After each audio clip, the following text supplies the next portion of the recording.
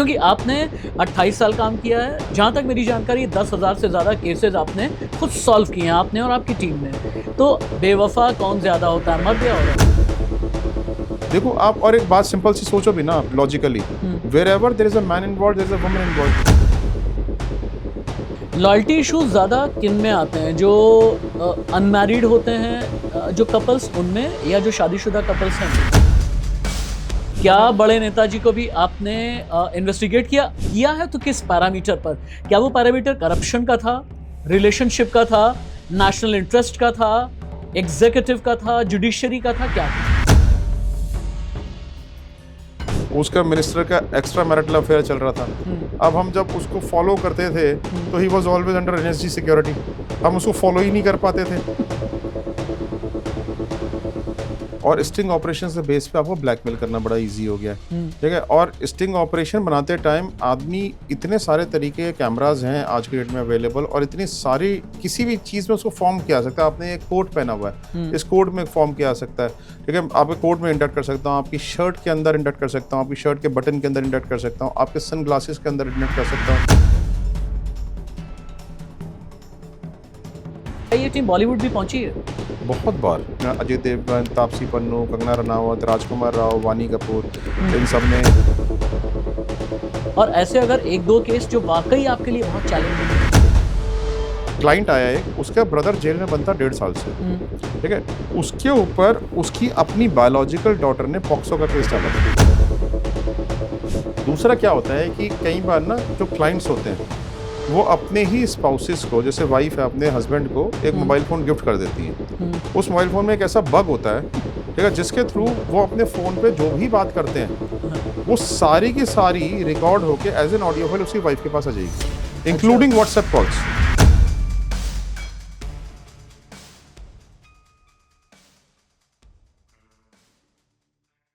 दोस्तों नमस्ते, मैं आपका राष्ट्रवादी राशिद।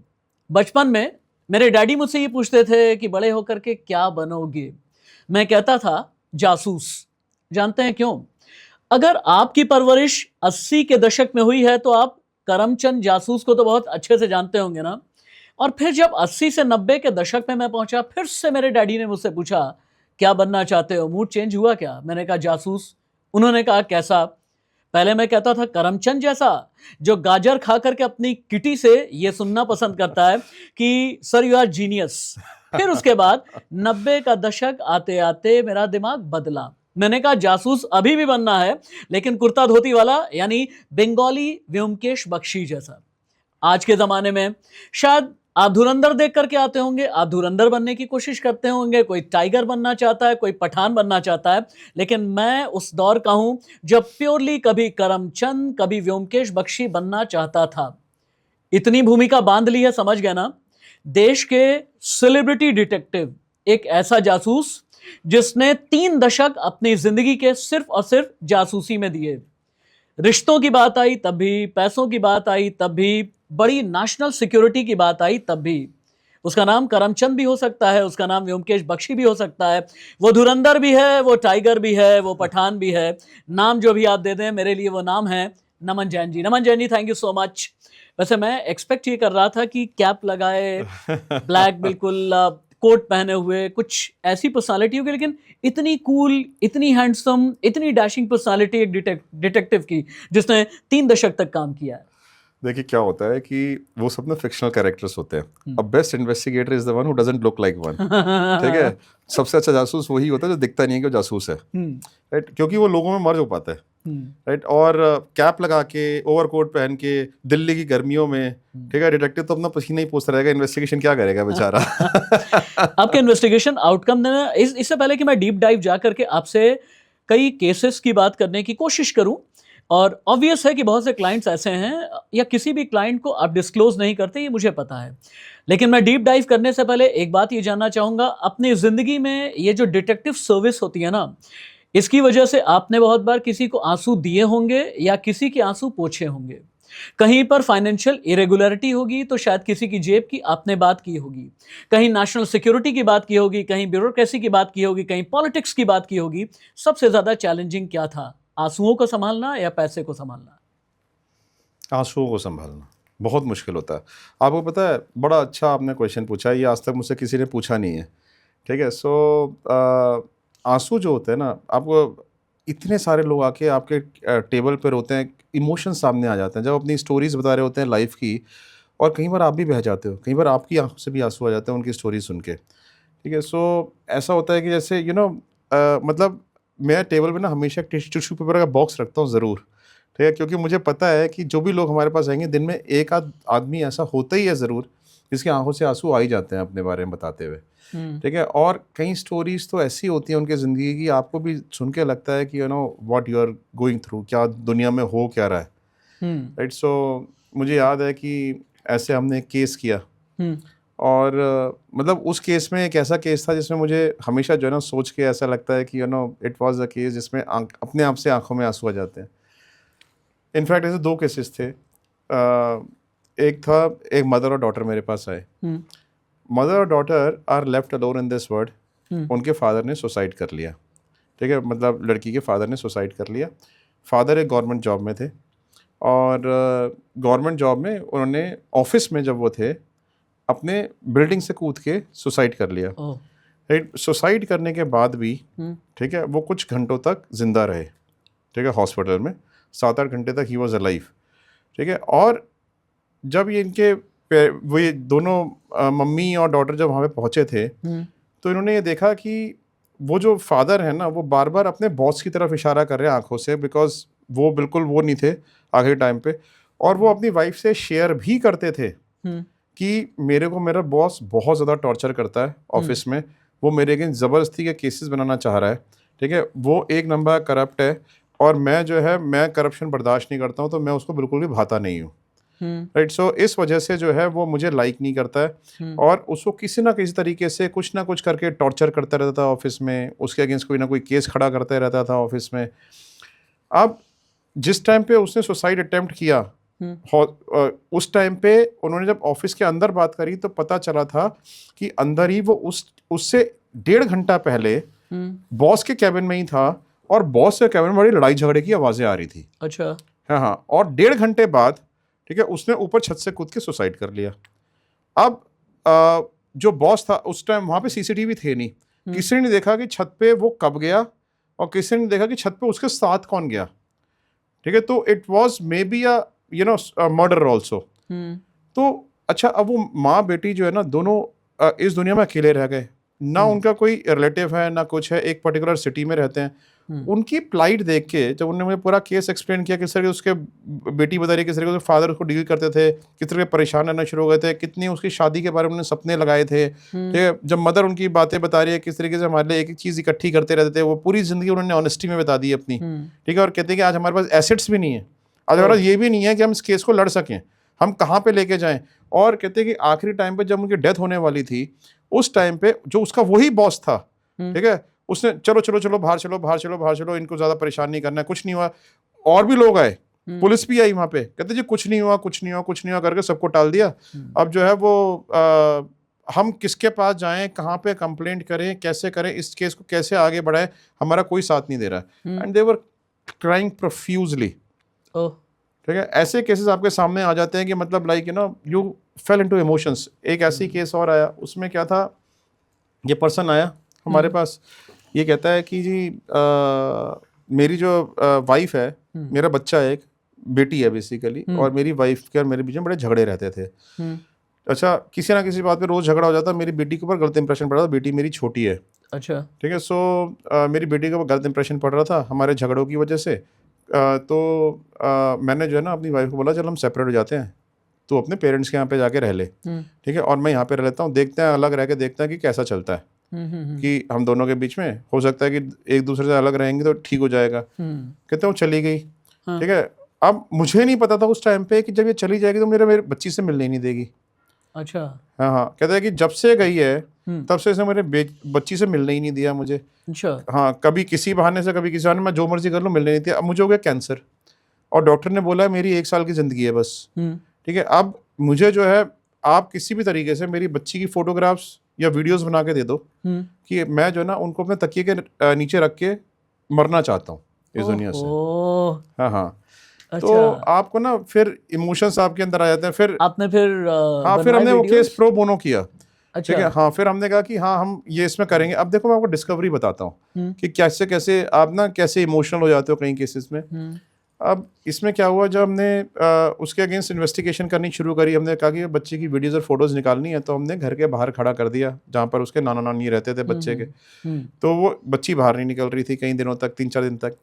उसकी मदर डेली बाहर बाहर जाती थी, तो तैयार वैयार होके बिल्कुल सोफिस्टिकेट बन के जाती थी। तो अब हमने कहा कि भाई जब हो सकता है बच्ची को उन्होंने यहाँ पे रखा हुआ ही ना हो, कहीं और रखा हुआ। कहीं कई केसेस में ऐसा होता है कि बच्चों को ना लोग अपने पेरेंट्स के घर नहीं रख के कहीं और रख लेते हैं। ठीक बात है, हाँ। ठीक है, तो कहीं बोर्डिंग में ना डाल दिया, कुछ ना कर दिया। तो मैंने कहा इसकी मदर को फॉलो करके देखते हैं। तो उसकी मदर को फॉलो किया, वो देखा वो एक आदमी से जाके मिल रही है, उसके साथ बैठ के क्लब में ड्रिंक कर रही है, दोनों एक दूसरे को पब्लिकली एम्ब्रेस कर रहे हैं, खूब ड्रिंक करके और डांस कर रहे हैं, मस्ती कर रहे हैं, और फिर एक होटल में जाके अपनी वो बिता रहे हैं, और रात को अपने घर वापस आ गई। ठीक है, देर रात से। और हमने जब देखना शुरू किया, हमने कहा कि ये तो इसका एक्स्ट्रा मैरिटल अफेयर है। ठीक है, हमने उसके वीडियोस भी बना लिए। अब हमने देखा कि इसका तो रोज का ही शेड्यूल है, रोज ही जाती थी वो तैयार होके। अच्छा। हाँ, उसका हमने कई दिन तक देखा, उसका रोज शेड्यूल, बच्ची घर में इग्नोर थी।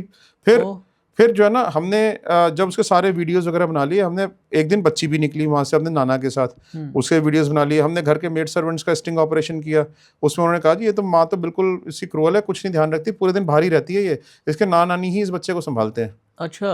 हाँ हाँ। अच्छा। तो फिर जो है ना, अब हमारे को भी तरह से हमने कहा कि ये उसके अपने फादर से भी नहीं मिलने दे रही बच्चे को, ना तो मदर का प्यार मिल रहा है ना फादर का प्यार मिल रहा है। हमने खैर अच्छा, हमने फिर उस लड़के के बारे में इन्वेस्टिगेशन करी। हमें पता चला कि वो उसके कॉलेज टाइम से उसका बॉयफ्रेंड था। अच्छा। हाँ हाँ। और हमने ये पता किया ऑल ड्यूरिंग हर मैरिज वो जो है वो उसका बॉयफ्रेंड था, उसी की वजह से सारे झगड़े हो रहे थे, जो उसके हस्बैंड को पता ही नहीं था। अच्छा अच्छा अच्छा अच्छा अच्छा। हाँ हाँ। फिर रिश्तों में लॉयल्टी थी ही नहीं, रिश्ते में कभी लॉयल्टी नहीं थी, और इसी वजह से सारे झगड़े होते थे। अच्छा। अब हमने आके उसको जो है हस्बैंड को सारी बात बताई, उसको वीडियोस भी दे दी, लेकिन हमने ये भी बता दिया, ऑल्दो हमारा टास्क नहीं था उसको बताना, लेकिन फिर भी हमने उसको बता दिया कि भाई आपकी वाइफ का ना ऐसे ऐसे एक्स्ट्रा मैरिटल अफेयर चल रहा है, और वो जो है इस लड़के के साथ घूमती है, और ये सब कॉलेज टाइम से बॉयफ्रेंड है ये, और ये उस दौरान भी बॉयफ्रेंड था जिस दौरान जो है आपके साथ ये शादीशुदा थी। अच्छा। वो इतना रोया, वो बंदा इतना रोया, बेचारा आदमी। वो जो है ना, उसने कहा कि और देखो नमन जी, मैं पूरी जिंदगी अपने आप को कल्प्रिट मानता रहा कि मेरी वजह से झगड़े होते हैं सारे। ठीक है, और हाँ बहुत रोया, बहुत रोया। ठीक है, और कहता सारा अब मेरे को कैंसर हो गया है, अब मैं अपनी बच्ची के लिए कुछ कर भी नहीं सकता, मैं तो फाइट करने की स्थिति में भी नहीं हूँ कि मैं उससे फाइट भी कर सकूँ। हाँ हाँ। और फिर एक हफ्ते बाद न्यूज़ आ गई उसकी डेथ ही हो गई। ओह गॉड, यानी बहुत बार आपको भी अपने इमोशन संभालने की ज़रूरत होती है। अच्छा नमन सर, मुझे एक बात ये बताइएगा, चूँकि आप लोग हैं इंसान, ठीक है, डिटेक्टिव हैं, आपको टेक्निकली बहुत चलना पड़ता होगा, आपका अपना मैकेनिज्म होगा, ऑपरेशनल सिस्टम होगा, और अपना एक एल्गोरिदम काम करता होगा, लेकिन ये सब टेक्निकल चीज़ें हैं जहाँ पर इमोशंस की बात आती है। बाकी मैं आगे इससे पहले कि जाऊँ नेशनल इंटरेस्ट की बात करूँ, इमोशंस एक ऐसी चीज़ है ना, इमोशंस के साथ में वफा और वफादारी जुड़ी होती है। जहाँ पर वफा का शब्द आता है वहाँ बेवफाई भी होती है। जहाँ बेवफाई का शब्द आता है, आपने खुद ही कहा कि एक्स्ट्रा मैरिटल रिलेशनशिप। जब भी आपने कभी इस तरह के केस को हैंडल किया, क्या कभी ये लगा कि अगर डिस्क्लोज कर दिया पूरा घर तबाह हो जाएगा, अगर डिस्क्लोज कर दिया ये पूरा परिवार टूट जाएगा, इसीलिए अपने आप को रोक देते हैं? अपनी टीम के साथ में आप बैठे और उसके बाद आपने फैसला किया कि क्या वाकई मुझे डिस्क्लोज करना है, क्योंकि आपको सिर्फ क्लाइंट हैंडलिंग नहीं करनी है, आप सच्चाई ये है कि आप लोगों की जिंदगी हैंडल कर रहे हैं। देखो मैं आपको एक बात बताता हूँ। सबसे पहली बात, ठीक है, कि हम लोग जो है ना, we are paid to find the truth. ठीक है, आपने प्रोफेशन से गद्दारी करोगे, ठीक है, आपने कोई आपका ट्रस्ट से आया है बहुत सारा, ठीक है, और हमारा काम है उसको सच प्रोवाइड करना। सच कितना भी अगली हो, कितना भी अच्छा हो, हमारा काम सिर्फ सच प्रोवाइड करना है। और वैसे भी जो लोग हमारे पास आते हैं ना, उनके घर पहले से टूटे हुए होते हैं। ठीक है, आदमी, हमारा एक्सपेंस जो है ना, डिटेक्टिव के पास आदमी कब जाता है? सबसे आखिर में। ठीक है, जब वो सारी चीज़ें अपने लेवल पे चेक कर चुका होता है, तब वो डिटेक्टिव के पास जाता है, क्योंकि हमारा एक्सपेंस एक नेगेटिव एक्सपेंस है। लॉयर के पास जाके कौन खर्चा करना चाहता है? ठीक है, एक डॉक्टर के पास जाके कौन खर्चा करना चाहता है?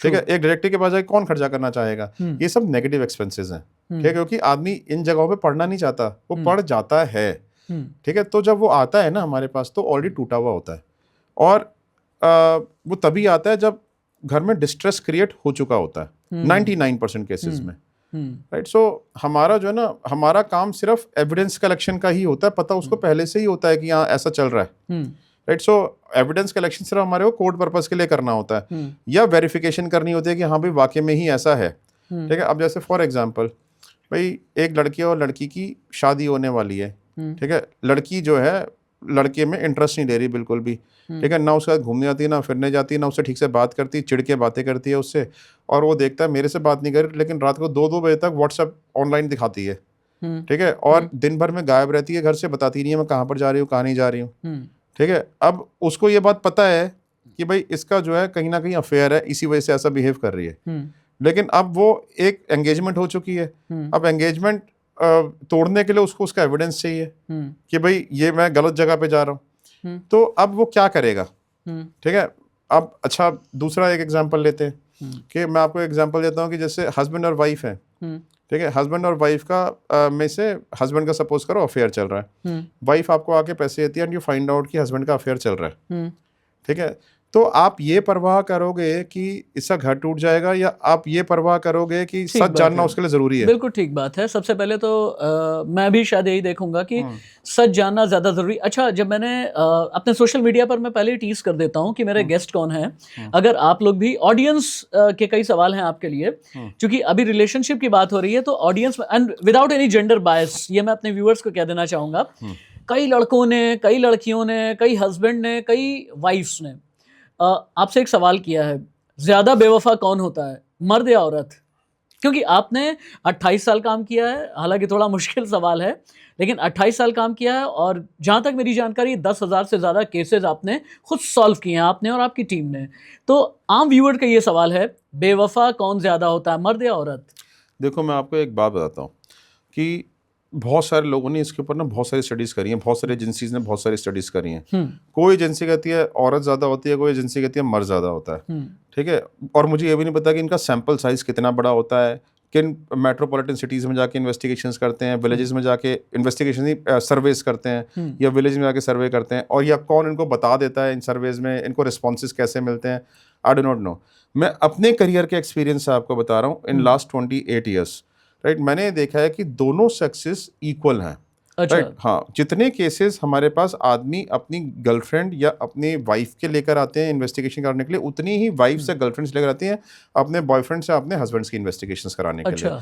देखो आप, और एक बात सिंपल सी सोचो भी ना आप logically, wherever there is a man involved there is a woman involved, ठीक है, मैन तो मैन का इन्वॉल्व नहीं होगा ना, ठीक है, तो दोनों ही चीट कर रहे हैं ना एक तरीके से।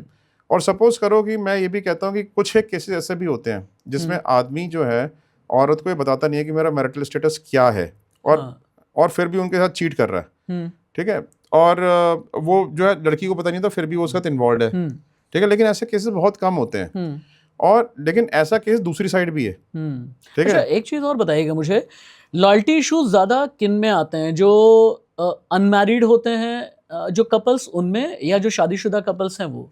आपका इस पर एक्सपीरियंस क्या कहता है? देखो मैं आपको एक बात बताता हूँ कि क्या होता है कि हमारे पास ज़्यादातर वो केसेस आते हैं जिसमें पोस्ट मैट्रिमोनियल डिस्प्यूट्स होते हैं, बिकॉज अच्छा, वो एक ऐसा एरिया है जहाँ पे केस जो है कोर्ट में जाना ही जाना है, और कोर्ट में आपको प्रोड्यूस करना ही है।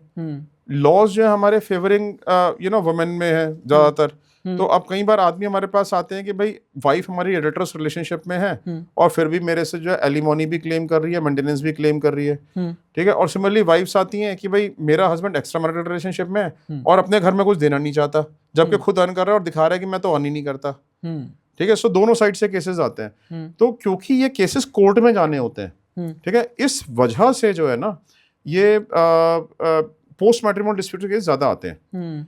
डिसलॉयल्टी शादी से पहले हमारे केसेस इसलिए ज्यादा नहीं आते क्योंकि अपने गर्लफ्रेंड और बॉयफ्रेंड को पैसे नहीं खर्चना चाहता, ठीक है, मैं छोड़ के दूसरी बना लो।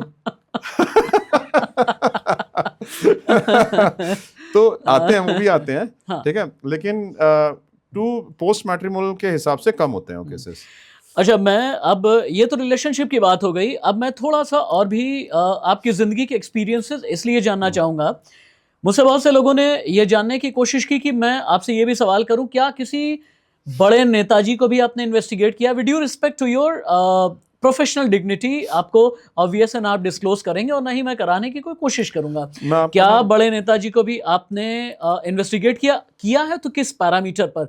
क्या वो पैरामीटर करप्शन का था, रिलेशनशिप का था, नेशनल इंटरेस्ट का था, एग्जीक्यूटिव का था, जुडिशरी का था, क्या था?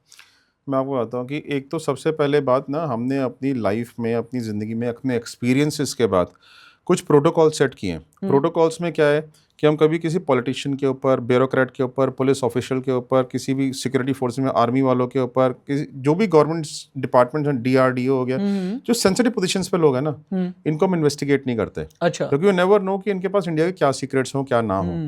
ठीक है, लेकिन initial days of my career, जहाँ पे जो ना आपका हॉट ब्लड होता है और जो आप जो ना कुछ भी जिंदगी में पाना चाहते हो, कुछ भी कर जाते हो, उस टाइम पे हमने बड़े पॉलिटिशियंस के ऊपर इन्वेस्टिगेशंस करी है।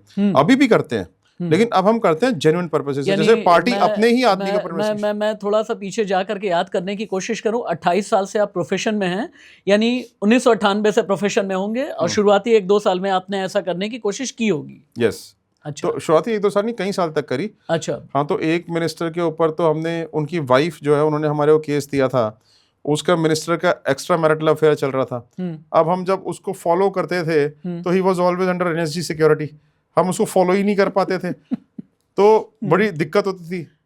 देन अभी मैं उस केस को डिस्क्लोज नहीं करूंगा वरना एक्सपोज हो जाएगा। ठीक है, तो हमने उसमें अलग तरीके से इन्वेस्टिगेशन करी इसलिए थी। मैंने हिंट दे दिया 1998 से हाँ हाँ 99 2000। हाँ, अपनी बात ये बहुत इंटरेस्टिंग है, हाँ बताइए। हाँ, तो खैर वो केस हो गया। और अभी भी पार्टीज जो है ना, बहुत सारे खुद पार्टीज अपने ही कैंडिडेट्स के ऊपर बहुत सारी तरीके की इन्वेस्टिगेशंस कराती हैं। अच्छा। कई बार करप्शन चार्जेस की वजह से कराती हैं, कई बार उनकी popularity before the elections check करने के लिए आती हैं कि इनकी पॉपुलैरिटी किस एरिया में कितनी है, ठीक है, कितना काम इन्होंने किया है, कोई ऐसा इनका बैकग्राउंड तो नहीं है जो पार्टी को नॉलेज ना हो। ठीक है, सो कोई बाद में ऑपोजिशन उसको खींच कर ना ले आए उस बैकग्राउंड को। ठीक है, सो कुछ ऐसे भी केसेस हमने पॉलिटिशियंस के लिए किए हैं जिनमें उनके खुद के फेलो कलीग्स ही उनको ब्लैकमेल कर रहे थे, क्योंकि पार्टीज में इंटरनल कन्फ्लिक्ट्स भी तो होते हैं ना, बड़े सारे आपस में, इतनी बड़ी बड़ी पार्टीज हैं। ठीक है, तो इंटरनल कन्फ्लिक्ट्स होते हैं। एक बार हमने एक पॉलिटिकल पार्टी के लिए केस किया था जहाँ पे 2 नेता आपस में लड़ पड़े थे। एक नेता ने दूसरे नेता के ऊपर सेक्सुअल हैरेसमेंट का केस डाल दिया। अच्छा। हाँ हाँ, लेकिन वो बात पुलिस में नहीं गई। अच्छा। हाँ हाँ, तो पार्टी के अंदर अंदर ही रह गई। ठीक है, वो केस हमने इन्वेस्टिगेट किया था। ऐसे काफी सारे केसेस आते रहते हैं। अभी भी हमारा एक केस चल रहा है जिसमें एक पॉलिटिकल नेता को एक हनी ट्रैप कर लिया गया है। ठीक है, सो और हाँ, ये आपके सामने से गुजरा है ये केस हमारे सामने चल रहा है अभी। अच्छा, अभी भी चल रहा है, यानी आप इन्वेस्टिगेशन कर रहे हैं उस केस में, हम इन्वेस्टिगेशन कर रहे हैं। अच्छा। हाँ हाँ। अच्छा, मैं एक चीज़ अभी तक की बात में ये समझ में आ रहा है कि आपके इन्वेस्टिगेशन में कहीं किसी जगह पर फीमेल्स हैं ज़रूर, एक सेंट्रल पॉइंट पर, एक आपके इन्वेस्टिगेशन के न्यूक्लियस में। यहाँ से थोड़ा सा कन्वर्सेशन को मैं अलग लेकर के जाना चाहता हूँ, क्योंकि फिल्मों में हम देखते हैं ना, हम तो वहीं से एक्साइट हो जाते हैं। जब क्राइम थ्रिलर्स हम देख रहे होते हैं तो सबसे पहले एक मर्डर केस आता है। मर्डर केस में न जाने कितनी गुत्थियाँ होती हैं भाई। हिंदुस्तान के भी इतने बड़े बड़े मर्डर केस आए, आरुषि केस आया, या फिर तंदूर कांड आया, इस तरह के कई, ये आफ्ताब वाला केस अभी 3-4 साल पहले आया था। आपने यकीनन आपने किया भी होगा, तो कौन कौन से फैक्टर होते हैं इस तरह के क्राइम केस जब भी आप हैंडल करते हैं? सवाल एक ये है। दूसरा मेरा सवाल ये भी है कि आज की तारीख में AI का भी ज़माना हो गया और बहुत गैजेट्स इतने आ चुके हैं ना। हो सकता है मेरे सामने ये माइक लगा हो और नमन सर ने मुझे इन्वेस्टिगेट करने के लिए माइक में ही कुछ फिट कर दिया हो। अगर आप बता सकते हो गैजेट्स किस तरीके के होते हैं और आपका प्लान ऑफ एक्शन किसी भी मर्डर केस को इन्वेस्टिगेट करने के लिए क्या होता है? देखिए, दोनों बिल्कुल अलग अलग सवाल है। हाँ। ठीक है, गैजेट्स अपने आप में एक सेपरेट टॉपिक है, और मर्डर एंगल को इन्वेस्टिगेट करना या किसी भी क्राइम को इन्वेस्टिगेट करना अपने आप में एक अलग टॉपिक है। ठीक है, सो जैसे कि गैजेट्स की मैं बात करूं, गैजेट्स आपके स्टिंग ऑपरेशंस बनाना आज की डेट में बड़ा इजी हो गया है।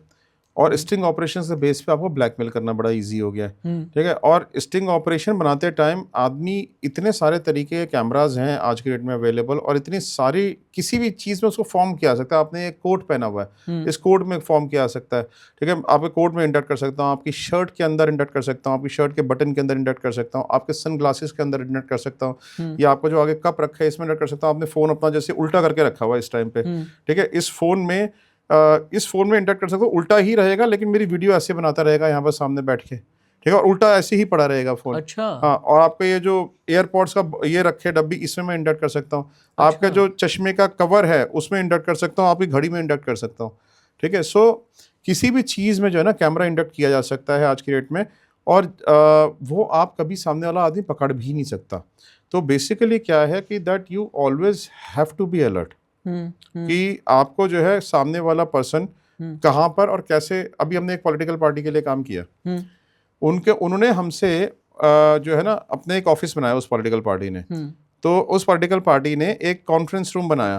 वो कहते हैं जी हमारे को इस कॉन्फ्रेंस रूम में ऐसा सिस्टम लगा दो कि कोई हमारा यहाँ पे आके स्टिंग ऑपरेशन ना कर पाए, ठीक है। अब स्टिंग ऑपरेशन ना कर पाए ऐसा सिस्टम लगाने के लिए हमने बड़ी रिसर्च करी पूरे इंडिया में, इंडिया से बाहर, कि भाई ऐसा कौन सा इंस्ट्रूमेंट है जो हम यहाँ पे लगा दें कोई इनका। अच्छा, वो कहते हैं कि हमने कहा भी तलाशी ले लो, सबसे बढ़िया तरीका है थर्मोग्राफी के मेजर से चेक कर लो कि कोई कैमरा लेके तो नहीं आ रहा है अपने अंदर, या कोई मोबाइल फोन लेके तो नहीं आ रहा है अपने अंदर। कहते चेकिंग भी नहीं कर सकते, इतने बड़े बड़े लोग आते हैं, ठीक है, सारे चीफ मिनिस्टर्स भी आते हैं, ये भी होता है वो भी होता है, उनको हम उनकी तलाशी लेंगे तो नाराज हो जाएंगे, ठीक है। सबकी तलाशी लेने को थोड़ी बोल सकते हैं तलाशी दे दो।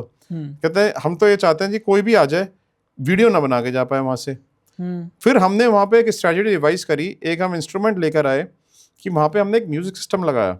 म्यूजिक सिस्टम में हल्की हल्की चैंटिंग की आवाज आती है, ओम, लेकिन वो एक सीक्रेट ना रे प्रोड्यूस करता है, जिससे कि अगर जो भी वो वीडियो कोई भी अगर बनाएगा उसकी ऑडियो डिसरप्ट हो जाएगी, ऑडियो नहीं आएगी उसमें। हाँ, वीडियो आ जाएगी, वीडियो आ भी गई तो भी कोई फर्क नहीं पड़ता क्योंकि ऑडियो ही नहीं है, तो वीडियो बेकार हो जाएगी ऑडियो के बिना।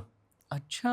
हाँ हाँ, तो क्या होता है कि और वो बड़ा महंगा सिस्टम है। अच्छा। हाँ, रिसर्च करके और कहाँ से हमने टेक्नोलॉजी को इंपोर्ट करके उस सिस्टम को हमने वहाँ पे लगाया। जानते हैं ये इतने एक्साइटमेंट वाले एक्सपीरियंसेस हैं जो आप बता रहे हैं। मैं एक और बात भी पूछना चाह रहा था। फिल्मों में हम दिखाते हैं ना कि अगर कोई जासूस होता है तो फिर सामने वाले की टीम में जाकर के वो शामिल हो जाता है, उन्हीं का हिस्सा बन जाता है, कभी परिवार का हिस्सा बन जाता है, कभी टीम का हिस्सा बन जाता है। जैसे अभी धुरंधर का बहुत ज़्यादा बज़ है, पाकिस्तान में जाकर के लियारी का डॉन बन गया, रहमान डकैत का साथी बन गया, इस तरह से दिखाने की कोशिश की जाती है, या जो टाइगर पठान वगैरह को दिखाते हैं। क्या आपके सामने भी इस तरह के मौके आए हैं कि इन्वेस्टिगेट किसी परिवार को करना है तो परिवार का हिस्सा जा करके बन गए, किसी कंपनी को करना है तो फिर उस कंपनी का हिस्सा जा करके बन गए, और 20 दिन 25 दिन बिल्कुल ऐसे काम किया जैसे जिन्हें हम इन्वेस्टिगेट कर रहे हैं उनका ही हिस्सा है? ऐसा कभी हुआ? एक बार नहीं, ये तो होता ही रहता है रेगुलर बेस पे। आज भी मेरे कम से कम 30 अंडरकवर एजेंट अलग अलग जगहों पे पोस्टेड है आज भी। अच्छा। हाँ हाँ, जैसे अलग अलग जगहों पे अलग अलग केसेस में पोस्टेड हैं। अब किस क्या टाइप के केसेस? हर देखो, कॉर्पोरेट केसेस में क्या होता है, कॉर्पोरेट केस में आपके अंडरकवर एजेंट्स लगाए जाते हैं, पर्सनल केस में आपके अंडरकवर एजेंट्स लगाए जाते हैं, और ये केसेस जो ना 20-25 दिन नहीं चलते अंडरकवर, 1.5 2 साल। एक अंडरकवर एजेंट तो हमने 5 साल चलाया था अपना, ठीक है। क्या होता है कि अब आपके कॉर्पोरेट में हो, आप किसी में आपके लोअर लेवल पे वेयर हाउस में चोरी हो रही है, ठीक है, आपके फिनिश्ड गुड्स की, आपकी अनफिनिश्ड गुड्स की चोरी हो रही है, तो हमारे आदमी आपका आदमी बन के वहाँ पर काम करते हैं, देखते हैं कि दिन भर में बाकी सारे लोग कैसा काम कर रहे हैं, वो क्या कर रहे हैं, उनके साथ दोस्ती भी करते हैं, उनका कॉन्फिडेंस भी गेन करते हैं, लेकिन फिर उनके अगेंस्ट स्टिंग ऑपरेशन भी बनाते हैं और उनके एविडेंसेस इकट्ठे करते हैं कि वो चोरी में इन्वॉल्व हैं। सिमिलरली कोई कहीं पे ब्राइब्स ली जाती हैं, जैसे परचेज डिपार्टमेंट एक ऐसा डिपार्टमेंट होता है जहाँ पे सबसे ज़्यादा ब्राइब्स ली जाती हैं, ठीक है। माल जो है सस्ता माल परचेज करके और कमीशंस ले लिए जाते हैं सामने वाले जो वेंडर होता है उससे। तो वहाँ पे हमारे परचेज डिपार्टमेंट में हमारे अंडर कवर एजेंट्स होते हैं। HR डिपार्टमेंट में ब्राइब्स ली जाती हैं। HR डिपार्टमेंट में क्यों ली जाती हैं कि भाई हम आपके आदमी को रिक्रूट कर लेंगे कंसल्टेंसी से बात करके कि आप हमारे को इतना पैसा दे देना, आपका आदमी रिक्रूट हो जाएगा हमारी कंपनी में। अकाउंट्स डिपार्टमेंट में होते हैं, एम्बेजलमेंट ऑफ फंड्स हो रही होती है, या फिर पेमेंट्स डिले कर देते हैं जानबूझ के कि आप जो पैसा देगा उसकी पेमेंट पहले क्लियर होगी, ठीक है, हर जगह।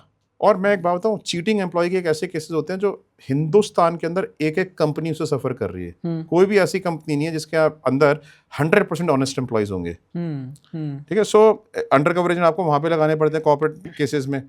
फिर पर्सनल केसेस में आपको अंडर कवर एजेंट्स लगाने पड़ते हैं, जैसे कि आपको किसी की भी इंफॉर्मेशन गेन करनी है या किसी को भी काउंसल करना है, किसी की लाइफ में इंडक्ट करके उससे एक अपना डिजायर्ड पर्पस रिजॉल्व करवाना है, तो हम अपने अंडर कवर एजेंट्स को उनका पड़ोसी बना के भेज देते हैं, उनके यहाँ रहना शुरू करते हैं पड़ोसी बन के, और उनकी फैमिली में बिल्कुल मर्ज हो जाते हैं वो लोग। हम लोग जो है उनके ऑफिस का कलीग बना के भेज देते हैं, वो ऑफिस में जाके उनसे मर्ज हो जाते हैं। ठीक है, हम जो है उनके जिम्नेशियम्स में भेज देते हैं, जहाँ पे जिम में वो उससे दोस्ती फ्रेंडशिप डेवलप कर लेते हैं अपनी।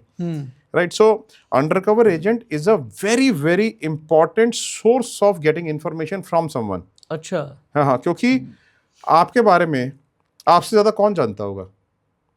राइट, आपके बारे में आपसे ज्यादा कोई नहीं जानता होगा ना। करेक्ट। आपके जितने भी हिडन सीक्रेट्स होंगे वो आपकी वाइफ भी नहीं जानती होगी। बिल्कुल ठीक बात है। ठीक है, और अगर मैं आपकी लाइफ में एक ऐसे पर्सन को डाल दूं जिससे आप अपने बारे में खुद ही सबको बताना शुरू कर दो। ठीक है, बिल्कुल सीधी सी बात यह है, कहना ये चाहते हैं ना नमन जैन जी, आपकी जिंदगी में कभी भी किसी विभीषण को भेज देंगे ये, और वही विभीषण आपकी जासूसी करके ये बताएगा कि आपके डार्क सीक्रेट्स कौन से हैं। और प्रोग्राम के अगले हिस्से में इन्हीं डार्क सीक्रेट्स को लेकर के मैं बॉलीवुड की तरफ बढ़ने वाला हूं।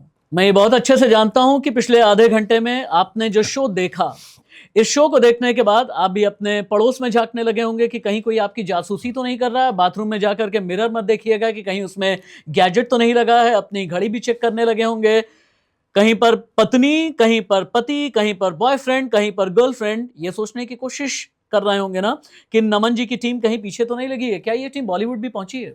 बहुत बार। इनफैक्ट बॉलीवुड में तो हमारे कई सारे कोलैबोरेशंस रहे हैं, not only with the production houses but with many film stars.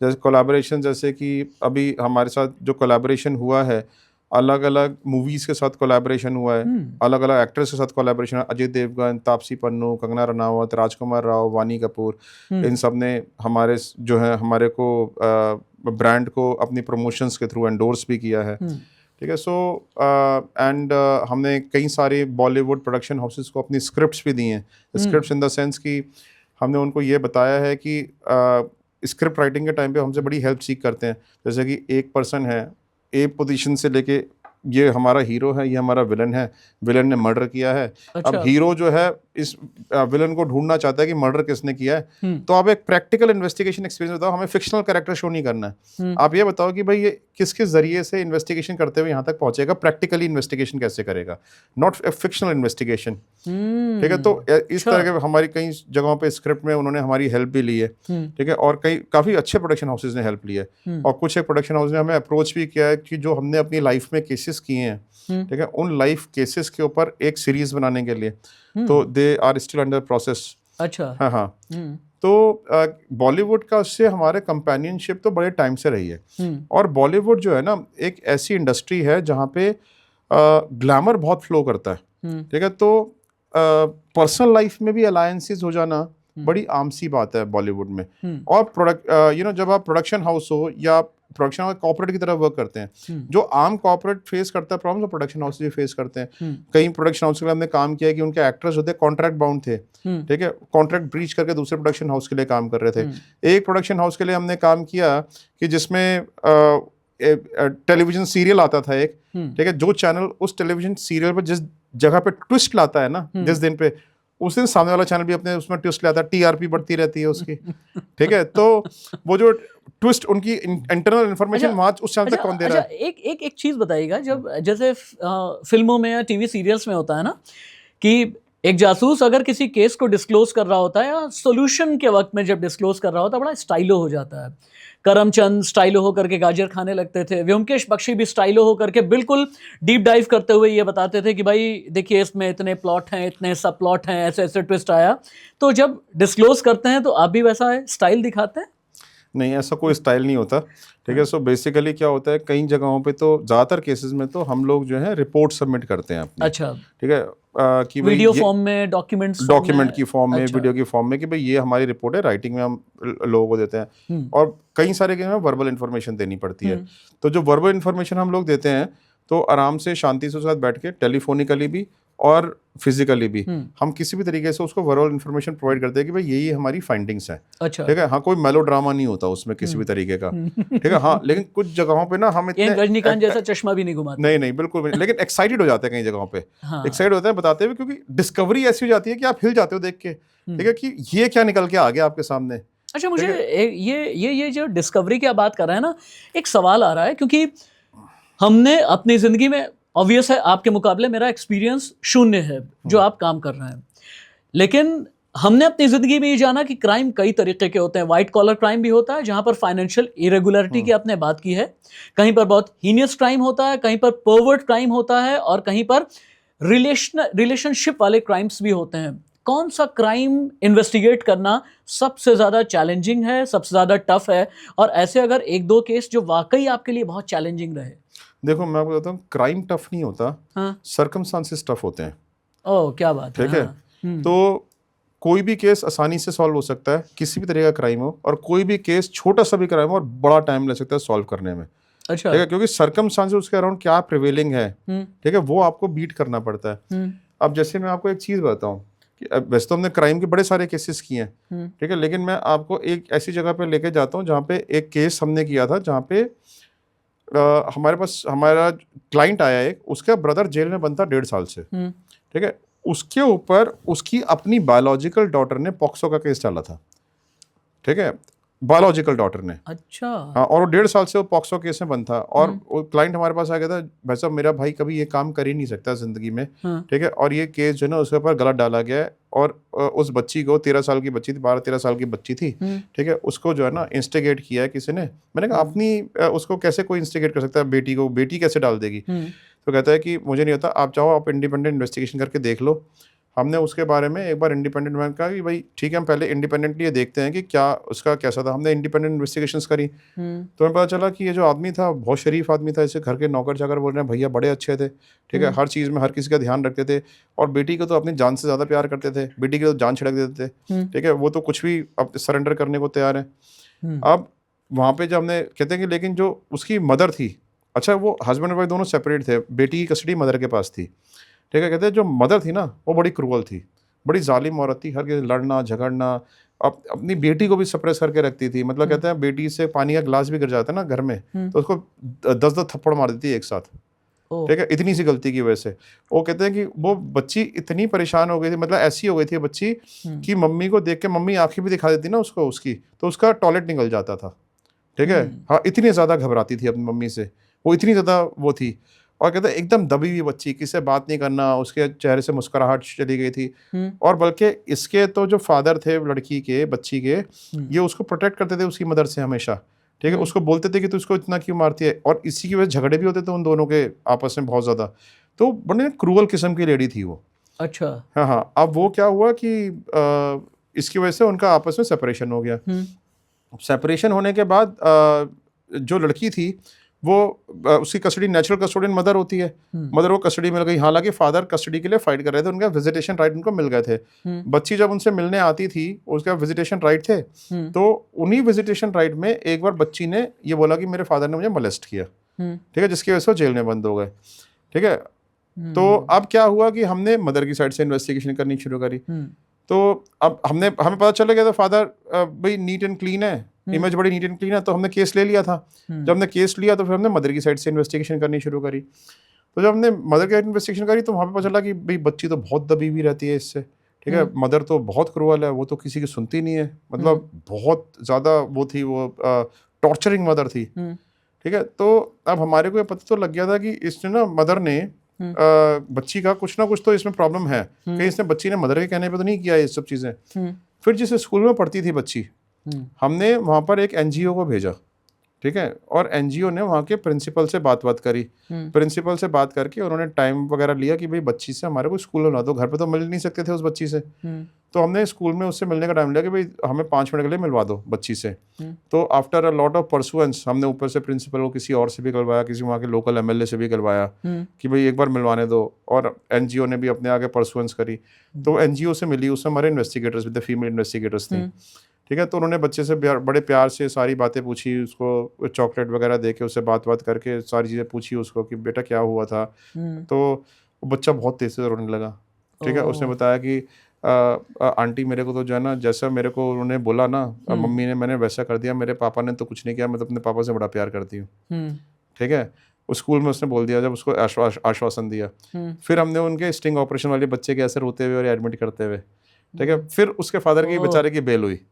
अच्छा, हाँ हाँ, यानी वो एक तरीके से आपने सब्सटैंशियल एविडेंस के तौर पर फिर अदालत में भी पेश कराया। Yes exactly exactly. अब वैसे पुण्य भी बहुत कमाते हैं आप जैसे लोग। बहुत। मैं आपको एक बात बताऊं, हाँ। कितने बड़े बड़े लोग आते हैं, मेरी तो एज कुछ भी नहीं है, 65 65 70 70 साल के लोग आते हैं, और हम जैसे, हम तो उनके अंदर बच्चे हैं, हमारे पैर छू के जाते हैं, पता है, जब आपको उनको रिलीफ मिलता है। जो ब्लैकमेलर्स होते हैं ना, उनको जो ब्लैकमेल्स हम बाहर निकालते हैं, और जो सुसाइड की वर्ज पे होते हैं, इनका रास्ता कोई नहीं नजर आता, सिर्फ अंधेरा ही अंधेरा होता है, और बस उनको लगता है मेरी ज़िंदगी ख़त्म है। और हम उस पॉइंट से, जहाँ पर आप समझ लो कि वो बस नीचे कूद के सुसाइड ही करने वाला है, उस पॉइंट से हम लोग खींच के उनकी पूरी ज़िंदगी हरी भरी वापस वैसी देते जैसे उनकी हुआ करती थी।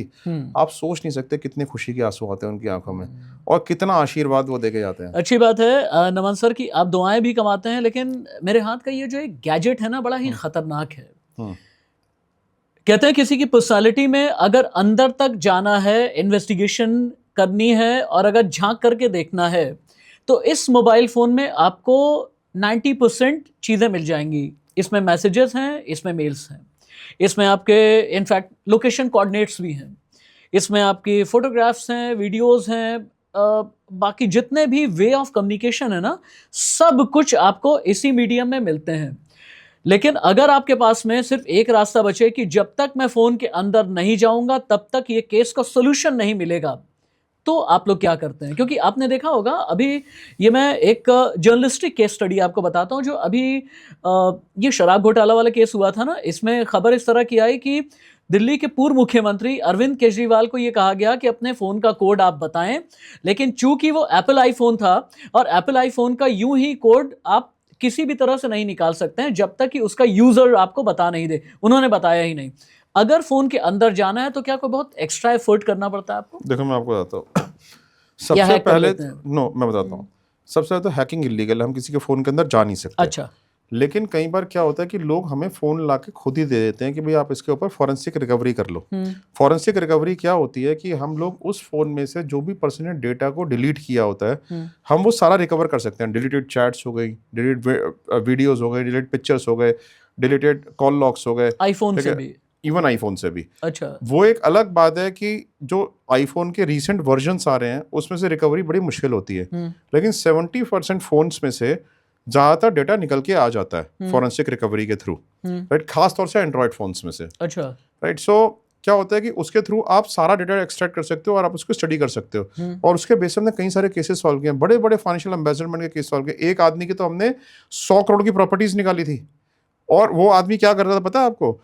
आप जिस कंपनी में काम करता था, ठीक है, वहीं से ब्राइब के थ्रू पैसे कमा के उसने 100 करोड़ के एसेट्स बना लिए, 100 करोड़ के, और जो प्रॉपर्टी खरीदी उन्हीं प्रॉपर्टी को अपनी ही कंपनी को रेंट पे दे दिया, ठीक है। उसके तो सारे डॉक्यूमेंट्स हमने इसके थ्रू निकाले, फॉरेंसिक रिकवरी के थ्रू। अच्छा। हाँ हाँ, तो बेसिकली क्या होता है कि forensic recovery is a very important tool, ठीक है, लेकिन चल जाए तो कहीं मोबाइल्स में नहीं भी चल पाता है, ठीक है। So that is one. इसके कई सारे वर्ल्ड के सबसे अच्छे अच्छे सॉफ्टवेयर्स बने हैं जो इसके हम फॉरेंसिक रिकवरी आप कर सकते हो, ठीक है। अच्छा, एक तो फॉरेंसिक रिकवरी हो गया। दूसरा क्या होता है कि कई बार ना जो क्लाइंट्स होते हैं वो अपने ही स्पाउसेस को, जैसे वाइफ है, अपने हस्बैंड को एक मोबाइल फोन गिफ्ट कर देती हैं। उस मोबाइल फोन में एक ऐसा बग होता है, ठीक है, जिसके थ्रू वो अपने फोन पे जो भी बात करते हैं, वो सारी की सारी रिकॉर्ड होके एज एन ऑडियो फाइल उसकी वाइफ के पास आ जाएगी, इंक्लूडिंग व्हाट्सएप कॉल्स।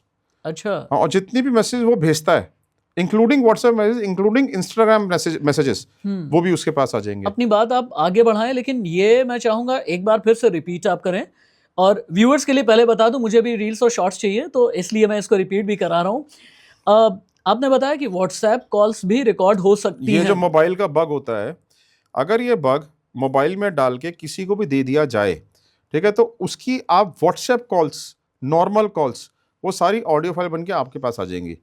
जितने भी वो व्हाट्सएप मैसेज भेजता है या व्हाट्सएप पे नॉर्मल मैसेज भेजता है, वो भी सारे आपके पास आ जाएंगे। तो ये बताइए मुझे कि फिर व्हाट्सएप ये क्यों कहता है कि एंड टू एंड एन्क्रिप्शन? वो मैं उसके आपको बाद में एड्रेस करता हूँ। अच्छा।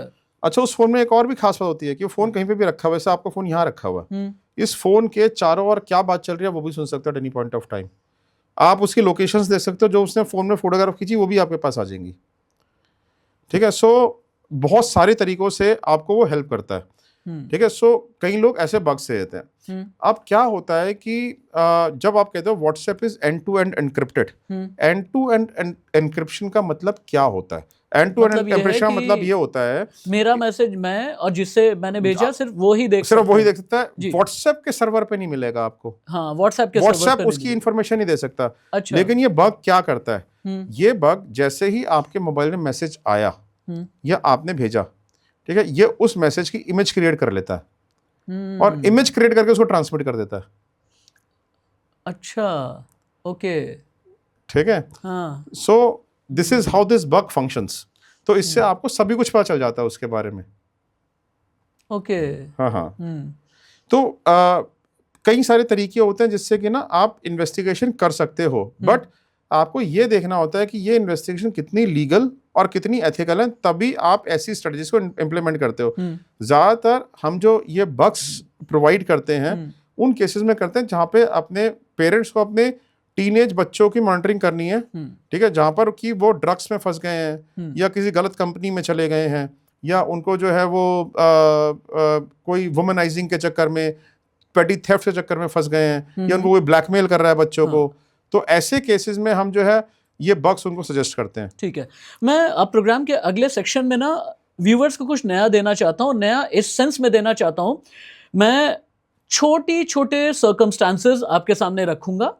इन सर्कमस्टांसेस के हिसाब से आप मेरे व्यूअर को थोड़ा सा अवेयर करें, क्योंकि आप एक डिटेक्टिव हैं। टेक्निकली भी उन्हें अवेयर करें, बिहेवियरल पैटर्न में भी उन्हें अवेयर करें कि उनके लिए डूज एंड डोंट्स क्या होने चाहिए। जैसे नया शादीशुदा कपल जाता है किसी होटल में और पता ये चलता है कि 3 दिन के बाद में उनके प्राइवेट मोमेंट्स लीक हो गए। ऐसा बचने के लिए उन्हें क्या करना चाहिए? होटल में क्या डूज एंड डोंट्स होते हैं? सबसे इम्पॉर्टेंट चीज़ है उसमें डूज एंड डोंट्स में कि किसी अच्छे चेन ऑफ होटल्स में जाएं, ठीक है, जिनकी एक रिमार्केबल इमेज है पहले से एस्टेब्लिश्ड। ठीक है, आपने बहुत कम देखा होगा कि किसी के 5 स्टार होटल के अंदर से, हालांकि 4 इंस्टांसेस वहाँ पर भी हैं, अगर आपका कोई एम्प्लॉई है 5 स्टार होटल का, अब हर एम्प्लॉय पे तो आप ध्यान नहीं रख सकते, आपका हाउस कीपिंग स्टाफ ही है, ठीक है, वो जाके आपको कैमरा लगा दे किसी रूम में देखने के लिए, ठीक है, तो वो देख सकता है। लेकिन इनके ऑडिट्स और चेक्स इतने स्ट्रांग होते हैं कि वहाँ पर ऐसा कर पाने की जो वो चांसेस होते हैं बहुत कम होते हैं। ठीक है, तो अच्छे एस्टैब्लिश्ड होटल्स में ही चेक इन करें। छोटे होटल में अगर आप चेक इन कर रहे हैं, शेडी होटल्स में चेक इन कर रहे हैं, ठीक है, तो आपको ये देखना चाहिए कि भाई इस होटल की पहले रेटिंग कितनी गई हुई है, लोगों ने कितनी रेटिंग दी है, कैसे स्टार है, क्या उनके व्यूज़ हैं। फिर भी आप 100% सेफ नहीं हो सकते कभी छोटे होटल में। अच्छा। हाँ, आपको मेंटल पीस कभी नहीं मिलेगा। तो इसलिए मेरा सेशन तो ये रहेगा, कैमरा कहाँ पर ढूंढे? कैमरा अगर वो मैंने आपको बताया था पहले भी उसके शुरुआत में कि कैमरा ढूंढ पाना बड़ा मुश्किल होता है। ठीक है, it is not practically possible. Power button होता है कोई, अगर मैं आपको बताता हूं, देखो कैमरा कहाँ पे हो सकता है। ठीक है, कैमरा आपकी फॉल सीलिंग में हो सकता है, कैमरा आपके एसी की वेंट में हो सकता है, कैमरा जो पेंटिंग्स वहाँ पे लगी हुई हैं पेंटिंग्स के अंदर हो सकता है, कैमरा आपके वॉल क्लॉक में हो सकता है, कैमरा आपके टेलीविजन में हो सकता है, कैमरा आपके टाटा स्काई के बॉक्स में हो सकता है, कैमरा आपके लैंप के अंदर हो सकता है, कैमरा आपके बेड साइड में हो सकता है, कैमरा आपके इलेक्ट्रिसिटी के स्विचेस लगे होते हैं उसमें हो सकता है, कैमरा आपके जो वहाँ पे मॉस्किटो रिपेलेंट लगी हुई है उसमें हो सकता है। ठीक है, कैमरा आपके किसी भी चीज़ में कैमरा हो सकता है। ठीक है, तो जो मोमेंट्स आप एंजॉय करने गए हो वहाँ पे होटल में, मोमेंट्स एंजॉय करने का कैमरा ही सर्च कर रहे होंगे दोनों पार्टनर्स मिलके इधर उधर। ठीक है, सो लेकिन फिर भी आपने व्यूवर्स को अवेयर भी किया है, अलर्ट भी किया है, और याद रखिएगा आपको सजग सचेत सावधान रहने की जरूरत है। जो नमन जी ने बताया है, स्पेशली जो न्यूली वेड कपल हैं, इस चीज का जरूर ध्यान रखें। एक और चीज सर, आपने कई केसेस आपने बताया ना, व्हाइट कॉलर क्राइम भी आपने इन्वेस्टिगेट किया है, और इसमें एक हैकिंग के जरिए लोगों के पैसे लूट लेने जैसी चीजें भी आती हैं, यकीनन आपके सामने भी आया ही होगा। हैकर्स से बचने के लिए क्या करना चाहिए? अगर आपके पास कोई केस स्टडी है तो वो तो आप बताएं ही। एक तो होता है ट्रेडिशनल वे ऑफ हैकिंग, लेकिन आज की तारीख में हैकिंग थोड़ी सी अलग हो गई है। वो डार्क वेब में चले जाते हैं, डार्क नेट में चले जाते हैं, टोर ब्राउजर का इस्तेमाल करते हैं और इन ब्राउजर के जरिए आपके पैसे लुट जाया करते हैं, आपको पता भी नहीं चलता कि पैसा किस मीडियम से आया, कहां पर होकर के चला गया। देखो मैं आपको सबसे इंपॉर्टेंट बात बताता हूँ अपने फ़ोन को सेफ रखने के लिए और फ़ोन आपका हैक ना हो पाए उसके लिए .apk फाइल्स जो होती है ना वो आपको खोलनी नहीं होती। मतलब मैं आपको सिंपल वर्ड्स में बोलूँगा लेमन टर्म्स में कि कोई भी आपको लिंक आए, ठीक है, अननोन सोर्स से कोई इमेज आए डाउनलोड करने के लिए अननोन सोर्स से, कोई भी आपके पास जो व्हाट्सएप पे मैसेज आ रहा है या नॉर्मल एसएमएस आ रहा है, चाहे वो ये बना के भेजें कि जी ये लीगल नोटिस है आप इसे खोल के देखो। लोग एंटाइज कैसे करते हैं, किसी अच्छी सी लड़की की फोटोग्राफ भेज देंगे, वो आदमी उसको डाउनलोड करके देख लेगा, लीगल नोटिस बना के भेज देंगे, डर के मारे आदमी उसको खोल लेगा, ठीक है, आपको अवार्ड्स भेज देंगे कि आपका ये रिवॉर्ड मिला है, आपको वो आदमी खोल के देख लेगा, ठीक है। अननोन मैसेजेस जब तक उसका सोर्स पता ना हो, ये नंबर ना पता हो किसका है, उसको खोल के कोई लिंक खोल के देखना ही नहीं है। कोई चीज डाउनलोड ही नहीं करनी है अपने फोन में। अच्छा, यही अपने आप को प्रोटेक्ट करने का सबसे बढ़िया तरीका है। एक और बात, डिजिटल अरेस्ट भी इन्वेस्टिगेट किया है आपने? डिजिटल अरेस्ट हमने अभी तक कोई इन्वेस्टिगेट नहीं किया, ठीक है, लेकिन डिजिटल अरेस्ट जो है उसके बारे में ये ज़रूर कहना चाहूँगा कि डिजिटल अरेस्ट में लोग इतने सारे फंस जाते हैं हिंदुस्तान में, और इवन एडवोकेट्स फंस गए। मैं सोचता हूँ पता नहीं कौन से इंस्टीट्यूट से एडवोकेट उन्होंने वो अपनी लॉ किया होगा, जिनको इतनी भी नॉलेज नहीं है कि अरेस्टेशन कभी ऑनलाइन सुना है ज़िंदगी में, हो सकता है कोई आपको अरेस्ट ऑनलाइन कर सकता है, ठीक है। सो और सीनियर सिटीजन्स फंस जाते हैं, नेव होते हैं लोग। मैं आपको बताऊं, मेरे अपने एक जर्नलिस्ट दोस्त, उनके पास में वीडियो कॉल आया, अच्छा बढ़िया आईपीएस बन करके वो सामने कोई बैठा हुआ है, कह रहा है कि मैं डीजीपी हूं या आईजी हूं और आईजी पुलिस हूं, आप इन्वेस्टिगेशन में आप रहें और आपको बिल्कुल भी हटना नहीं है, जब तक मैं कह रहा हूं तब तक ऑनलाइन रहिए, अपने वाईफाई को आप डिसरूट मत कीजिएगा, इनएक्टिव मत कीजिएगा, आपके यहाँ की बिजली नहीं जानी चाहिए।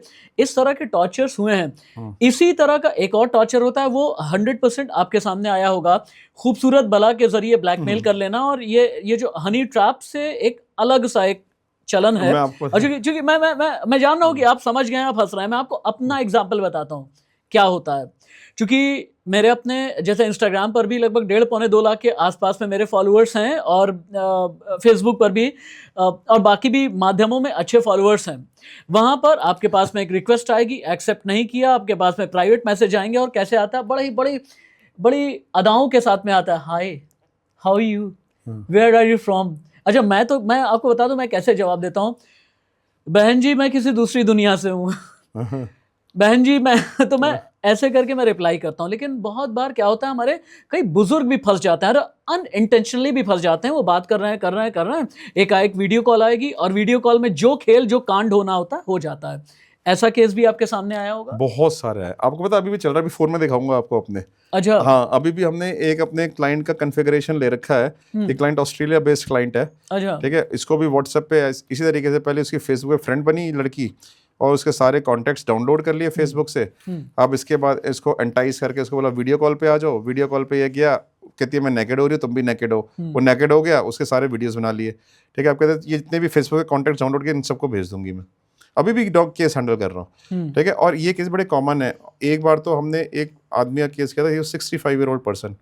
वो जो पर्सन था उसके बेचारे के पोते पोतियाँ भी, और बहुत बड़ी कंपनी चलाता है वो एक पर्टिकुलर सिटी में, ठीक है, बड़ा नाम है उस आदमी का।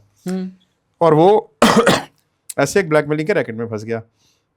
पहले तो उसको लड़की ने लूटा खूब, ठीक है, कि भाई आपको ये पैसे जमा कराने पड़ेंगे आपको, वरना जो है आपके घर में वो चले जाएंगे। लड़की तो आती ही नहीं है, बेसिकली लड़के होते हैं जो पीछे, लड़की की तो सिर्फ इमेज दिखाई जाती है, ठीक है। तो फिर जो है उसने पैसे वैसे दे दिए, सब कुछ कर दिया थोड़े दिन तक। फिर एक फ़ोन आता है उसके पास, इसके बाद कहता है जी जिस लड़की के साथ ने वीडियो चैट करी थी ना, उस लड़की का मर्डर हो गया, और उसमें से आपका नंबर मिला, और पुलिस से, हाँ ये मैं पहली बार ये मैं पुलिस से बोल रहा हूँ, हाँ। उस लड़की का मर्डर हो गया, और उसमें से आपका नंबर मिला और आपकी वीडियो चैट्स मिली हैं उसके फ़ोन में से, ठीक है। अब हम आपके पास आ रहे हैं। कहता है वो घबरा गया बुरी तरह, कहता है जी आपको इतने इतने पैसे जमा करने पड़ेंगे, ठीक है। अब उसने उतने पैसे भी जमा कर दिए उनके अकाउंट में वो करने के लिए। अब अगली बार आता है सीबीआई ऑफिसर का फ़ोन, जी वो पुलिस वाला पकड़ा गया जिसने आपसे रिश्वत ली थी, ठीक है, और आपका फ़ोन भी रिट्रीव हो गया, और पुलिस वाला भी पकड़ा गया, आपने उसको रिश्वत भी दी थी, अब आपको इतने जो है अब आपको जेल जाना पड़ेगा। तो कहता जी माफ़ कर दो मुझे, आप बताओ क्या करना है। कहता जी आप सीबीआई के अकाउंट में इतने पैसे जमा करो, ठीक है। अब सीबीआई के अकाउंट में उसने इतने पैसे जमा कर दिए। फिर ईडी वाले आ गए, ठीक है। तो बेसिकली क्या है कि ये कभी रुकता ही नहीं है ब्लैकमेल, जब तक इतनी तो अलग अलग सरकारें नहीं भेजती हैं एग्जैक्टली ईडी और सीबीआई को जितना ये भेज देते हैं। तो एग्जैक्टली तो पता है क्या है, आदमी जब तक पे करता रहता है ना तब तक लुटते रहता है। आपने देखा होगा भी थोड़े दिन पहले सीए का एक केस आया था, चार्ट अकाउंटेंट 3 करोड़ रुपए दे चुका था ब्लैकमेलर्स को, और फिर भी जो है उसको आखिर में जाके अंत में जाके वो सुसाइड ही कर लिया उसने। ठीक है। और मैं आज एक बात बोलता हूँ गारंटी से ऑन कैमरा, जो भी इस बात को सुन रहे हैं, अगर आप ब्लैकमेल हो रहे हो तो please call us, we will help you, we can take you out of it completely, और किसी को पता भी नहीं चलेगा। और ये मेरी गारंटी है, आज तक सबसे बड़ी गारंटी है, टचवुड, भगवान की दुआ से आज तक हमने जितने भी ब्लैकमेलिंग केसेस किए ना, जितने भी, ठीक है, उसने हमारा 100% सक्सेस रेशियो रहा है। हमने ब्लैकमेलर को 100% सब्साइड कर दिया। क्या बात है। यस। अच्छा, अब ये जो 65 साल के आदमी की मैं बात बता रहा था आपको, कि किस तरीके से उनको लूटा और किस तरीके से हमने उनको ब्लैकमेलर्स को सब्साइड किया। ठीक है। सो अच्छा एक और इंसिडेंट बताता हूँ आपको। एक हैदराबाद की फैमिली आई, हैदराबाद की जो फैमिली आई उसमें मदर और डॉटर हैं। उनके फादर ने सब कुछ बेच डाला। उनके बड़े बिल्डर हुआ करते थे, उनकी 10-11 प्रॉपर्टीज थी, 11 प्रॉपर्टी दी, सब कुछ चला गया, एवरीथिंग ही लॉस्ट। अब उनको मदर को और बेचारी डॉटर ने घर में वो रह गई, सिर्फ एक घर ही बचा है अब उनका। ठीक है। अब वो कह रहे मैं ये भी सेल करूंगा। ठीक है। अब उनको पता ही नहीं कि भैया ये पैसा जा कहाँ रहा है। ठीक है। सो और सब कुछ घर का लुट गया। ठीक है। अब तो बर्तन भी जो है सारे बैंक अकाउंट्स खाली, सब कुछ खाली, जहाँ उनका इतना बड़ा स्टेटस होता था वहाँ आज कुछ भी नहीं रहा। ठीक है। फिर उन्होंने जो है, फिर वो हमारे पास आए पता करने की भाई ये जा कहाँ रहा है पैसा, किसी और औरत के साथ इनका इन्वॉल्वमेंट है, कहीं और इन्होंने फैमिली खड़ी करी हुई है। तो जब हमने उनमें इन्वेस्टिगेट किया, ठीक है, वो उन्होंने मोबाइल बग के थ्रू इन्वेस्टिगेट किया उनको, तब पता चला how he was being blackmailed, और सारा का सारा पैसा वो करोड़ों रुपए ब्लैकमेलर्स को दे चुके थे। अच्छा। हाँ, then we took him out of it. Okay. हालांकि मुझे पता है कि मेरे व्यूअर्स उस अधूरे सवाल के जवाब का भी इंतजार कर रहे हैं कि हैकर्स को अगर पकड़ना होता है तो कितनी बार पकड़ा, कैसे पकड़ा, किस तरीके से पकड़ा। और कई ऑडियंस का मेरे पास में वो क्वेश्चन आया है कि मैं देश के जो बड़े बड़े केसेस जिनके बारे में आपने कहा कि मैं नमन जी के पास लेकर के जाऊं, कि अगर वो इन्वेस्टिगेट करते तो उनके लिहाज से जो कोर्स ऑफ एक्शन होता, यानी जो उनका इन्वेस्टिगेशन करने का प्लान और एंगल होता, वो क्या होता। हम खबर वाले भी एंगल ढूंढते हैं, लेकिन ये जासूस जब एंगल ढूंढते हैं तो बहुतों के एंगल मोड़ भी देते हैं।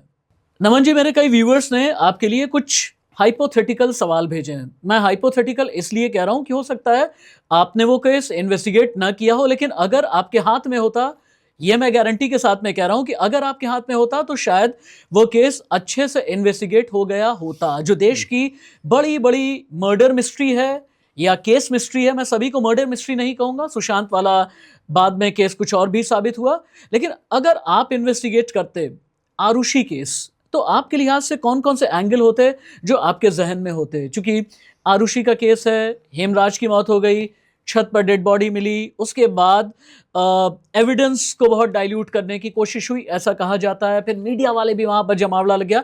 अगर इन सब के बाद में आपके हाथ में इन्वेस्टिगेशन होती तो वो एंगल क्या होता। देखिए, इंडिया की ना सबसे प्रीमियम एजेंसीज ने उसमें काम किया है, और मैं एक सीबीआई ऑफिसर से मिला था जिन्होंने आरुषि मर्डर केस में इन्वेस्टिगेशन करी थी। हाँ, तो उनका व्यू ये था कि भाई जो पुलिस थी वो पहले ही एविडेंस बहुत सारे डिस्ट्रॉय कर चुकी थी। ठीक है। हाँ, तो हमारे पास ना बहुत सारी चीज़ें थी नहीं वहाँ पे इन्वेस्टिगेट करने के लिए। ठीक है। और उनका जो व्यू था बेसिकली, और जो मेरा मतलब मैं इसको मेरा ही व्यू बोलूँगा, उनको जो डाउट था सारी इन्वेस्टिगेशन में वो था जो सर्वेंट था जो भाग गया था, जिसके ऊपर नार्को टेस्ट हुआ था। ठीक है। उनका उसके ऊपर उनको बहुत डाउट था कि दैट ही इज इन्वॉल्व्ड, अच्छा, इन दैट मर्डर। अच्छा, राइट। सो उस केस को अगर मैं इन्वेस्टिगेट करता, इन्वेस्टिगेशन ना स्टेप्स होते हैं। ठीक है। One step leads to another step. अच्छा।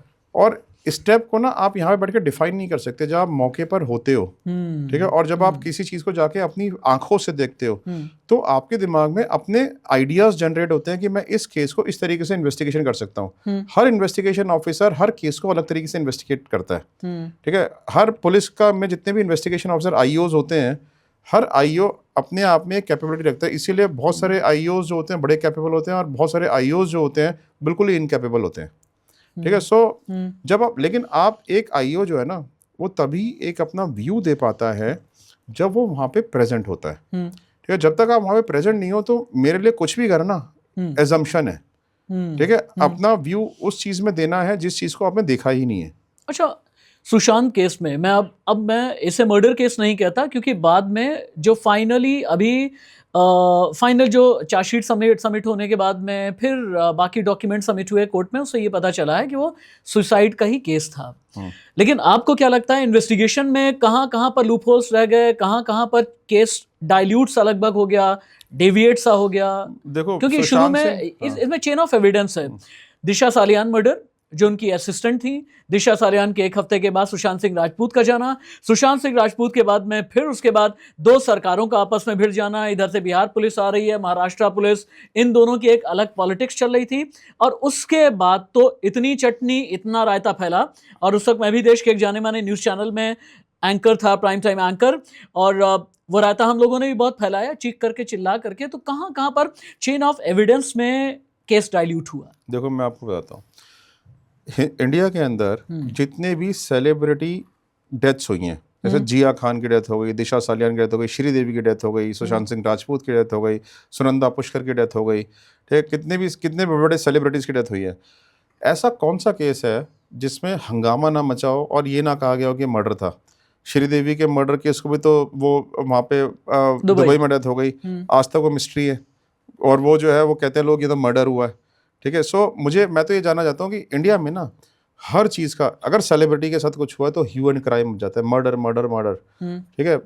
जो इन्वेस्टिगेशन ऑफिसर वहाँ पे मौजूद होता है, ठीक है, वो एक्चुअली में एस्टैब्लिश कर पाता है कि इसमें रियल रीज़न क्या है। आप किसी इनोसेंट आदमी को पकड़ के जेल में डाल दो तो पब्लिक खुश, अरे वाह मर्डर पकड़ा गया, मर्डर पकड़ा गया, ठीक है। लेकिन मैं कहता हूँ कि हमारे कंट्री की अच्छी बात भी है, अब पहले प्रेशर में आके पुलिस किसी भी आरे गहरे को पकड़ के और अंदर बंद कर देती थी, ठीक है, कि भाई इसको बंद कर दो, प्रेशर खत्म हो जाएगा, लोग सेटल हो जाएंगे कि अभी मर्डर पकड़ा गया, मर्डर पकड़ा गया, कोई भी कहानी क्रिएट कर दो। But I am very happy these days कि हमारी पुलिस ना, मैंने काफ़ी हद तक देखा है, अब इनोसेंट को नहीं पकड़ती, ठीक है। वो जब उनको पता चल जाए ना आदमी इनोसेंट है तो छोड़ देती है, ह्यूमैनिटी आ गई है थोड़ी सी, ठीक है। हालांकि हर आदमी अलग होता है, हर आईओ अलग होता है, ठीक है। सो अच्छा, I come back to the point. मैं ना बहुत ज़्यादा सेंसेशन क्रिएट नहीं करना चाहता, मैं लोगों से एक क्वेश्चन पूछना चाहता हूँ, ठीक है, कि सुशांत सिंह राजपूत का जो मर्डर हुआ, उसने फांसी लगा के लोगों के हिसाब से मर्डर किया हुआ उसका, और किसी ने उसको फांसी पे चढ़ा दिया, ठीक है, उस हैवी बॉडी को एक फांसी पे चढ़ा दिया और पंखे से लटका दिया। अगर पंखे और उसके बीच में डिस्टेंस बड़ा कम था, वो बच सकता था, अपने आप को बचा सकता था। मैं तो सिर्फ एक क्वेश्चन पब्लिक से पूछना चाहता हूँ छोटा सा, कि जब सुशांत सिंह राजपूत की बॉडी को रिकवर किया गया, ठीक है, उसके डोर को तोड़ के रिकवर किया गया, डोर अंदर से बंद था, ठीक है, ना तो कोई ऐसी लैश थी उसमें जिसको बाहर से जाके कोई बंद कर सकता था, ना ही वो डोर ऐसा था जिसमें कोई बाहर से उसको लॉक कर देता, क्योंकि अंदर से लैच बंद थी, ठीक है। कोई रोशनदान से जाने की जगह नहीं थी, ना रोशनदान से निकलने की जगह थी, ठीक है, ना ही कोई खिड़की ऐसी जिसमें से आदमी जा सके और बाहर निकल सके। मैं तो लोगों के ऊपर सवाल छोड़ता हूँ कि उसका फिर मर्डर हुआ कैसे? क्या कोई वहाँ पे कोई ब्लैक मैजिक था, कोई भूत आके कर गया? कौन कर गया उसका मर्डर? ठीक है। सो और पुलिस के लिए तो कितना इजी था, किसी भी नौकर के ऊपर इल्जाम लगा के अंदर डाल देते, ठीक है, इतना बड़ा हंगामा ही ना मचता, कोई भी कहानी बना देते, ठीक है। सो मैं ये कहता हूँ कि आप देखो कि ये जो स्कूल में एक मर्डर हुआ था, याद है ना आपको, गुड़गांव के स्कूल में मर्डर हुआ था बच्चे का, जिसमें बड़ा हंगामा मचा था और बस के ड्राइवर को अंदर डाल दिया था।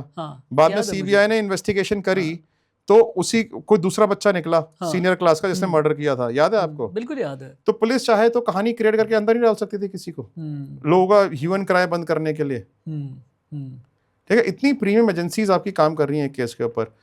मैं वहां पे नहीं था, ठीक है, मेरे व्यूज को लोग अपना व्यू ना माने, ठीक है, क्योंकि मैं अगर वहां पर होता तो मैं एक प्रैक्टिकल एक्सपीरियंस से बता पाता कि क्या क्या लूप होल्स रह गए थे या नहीं रहे थे, ठीक है। मेरे दिमाग में तो ये सवाल जनरेट होता है जो मैं आम पब्लिक से ही पूछना चाहता हूँ कि भाई आप ही बता दो कि इसका आंसर क्या है।